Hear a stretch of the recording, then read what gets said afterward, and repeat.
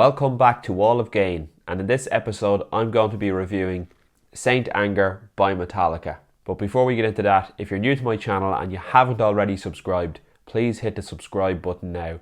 If you could also like, comment and hit the notification bell, it really helps out my channel and I greatly appreciate it. So this video is part of a series I'm calling Metal Mondays. So every Monday I have a review of a metal album. I'm currently running through the Metallica back catalogue in reverse chronological order, starting with the most recent release, 72 Seasons. I'm working the whole way back to Kill 'Em All.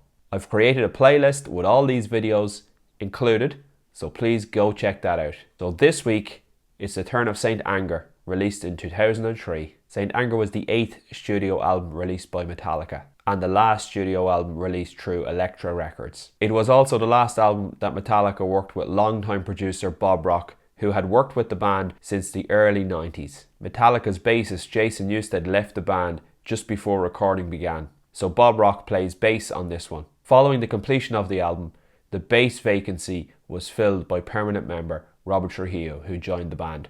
Robert Trujillo had previously played with Ozzy Osbourne and Suicidal Tendencies before making the move to Metallica. Although Trujillo doesn't play on the album, he is credited in the liner notes as the bass player of Metallica, and he appears in photos with the band in the album's booklet. The recording of this album is the subject of the 2004 documentary Some Kind of Monster. Saint Anger was intended for release on the 10th of June 2003, but it was actually released 5 days earlier. The album was certified double platinum in the USA, and it has sold over 6 million copies worldwide to date. The album won a Grammy Award for Best Metal Performance, and Saint Anger got to number 1 in over 18 countries worldwide. Saint Anger was recorded at Metallica's HQ in San Rafael, California. And the lineup for the band, as I said before, there was no bass player because Jason Newsted had left, so Bob Rock came in to fulfill bass duties on the album. James Hetfield on rhythm guitar and vocals, Kirk Hammett on rhythm guitar, there's not much lead guitar in this one, and Lars Ulrich on drums. The album is a total of 11 tracks over 75 minutes.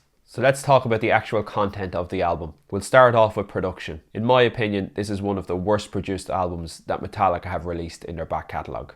The band were going for a very raw sound, kind of like a young garage band starting out, miking up their instruments and just playing with very little production or polish. And it really comes across that way. In terms of the drums, the snare has this now infamous sound where it just sounds like a trash can being banged. There's no lead guitar on the album, which I don't understand because Metallica were known for their great lead guitar work and great solos on their albums. So they've decided not to put lead guitars on this particular one. The vocals sound like they've been just thrown down, as in recorded once, and no punch-ins, no re-records, no overdubs, nothing to enhance the vocals to make them sound a bit more pleasing to the ear. So let's talk about the music. The album kicks off with Frantic. There's some good riffing in here from Hetfield, but in my opinion, the song is just too repetitive, goes on too long without really going anywhere, repeats sections over and over again, but it's probably one of the stronger songs on the album. Track number 2 is the title track, Saint Anger. This track is over 7 minutes long with no guitar solo. Saint Anger was obviously the title track for the album. This is the song that was put front and center in terms of promoting the album, and it's probably had the most polish of all songs because they knew it was going to be the lead single. But it's over 7 minutes long. There's no guitar solos. There's really no break from the repetitive nature of the song. It's okay, probably again one of the better songs on the album, but still not a great song. Track number 3 is Some Kind of Monster. In my opinion, this one has a great riff. I think there's a really good song underneath looking to come out, but because of the way the album was approached by the band, I think it lets this song down. Track number 4 is Dirty Window.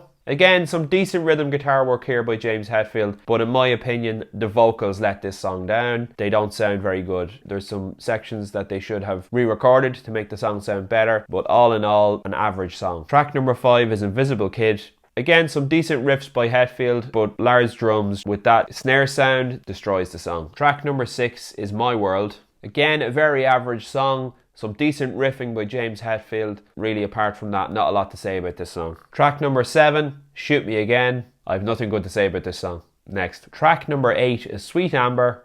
Again, a very poor song. Really not much here to listen to. Next is track number 9. It's called The Unnamed Feeling. This is another one I'd skip very quickly. Again, not much to see here. Track number 10 is called Purify, and to be honest, this is James Hetfield's worst vocal performance I've ever heard on a record. Really, really bad, out of tune, hasn't been any effort to clean this one up, and I don't think there's a good song underneath either. And the last track, number 11, All Within My Hands, and it doesn't get any better here than what's come previously in the album. Pretty poor track in my opinion, really summarises the album. So all in all, I think if the band had have spent more time on the songs to get the production to a better quality, if they had have dropped some of the songs on the latter half of the album and maybe brought in other songs, they may have had a decent album here. There's definitely some great riffs in there by James Hetfield that could have been brought to another level.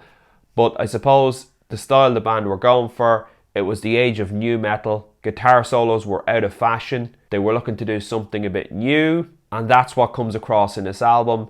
It is new, it is different, but I don't think it has aged well. Even at the time, I wasn't a fan of this album when it first came out, and I'm still not a fan now. So my rating for this album, Saint Anger by Metallica, I'm going to give it a 3 out of 10. Some of the riffs by James Hetfield are great, and in my opinion, that's the reason that this album isn't getting a 1. But the poor snare sound, the lack of guitar solos, the rough vocals, the long song structures without any change, repetitive nature, songs that sound like rough demos, half-baked ideas.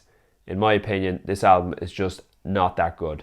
I know there's a lot of Metallica fans out there who actually think that this is a great album by Metallica, and that's absolutely fine. I really respect other people's opinion, but I'd like to know why you like it so much. The main thing I've heard about other people who I know that like this album, it's a nostalgia thing. When they were young and they were getting into heavy music, this album was released, but I don't actually see from a musical point of view or production point of view how this album can be considered a great album. So I'd love to know. Please let me know in the comments below what you think about this album. If you think it's good, tell me why you think it's good, because I don't see it, or hear it, should I say. If you could also like and subscribe, I'd greatly appreciate it. As I said, every Monday bringing you a different Metallica album for review, going in reverse chronological order, all the way from 72 Seasons back to Kill 'Em All. So please check out the playlist, go check out some of the other videos. I'll leave links to some other videos here, and I'll talk to you on the next one. Bye now.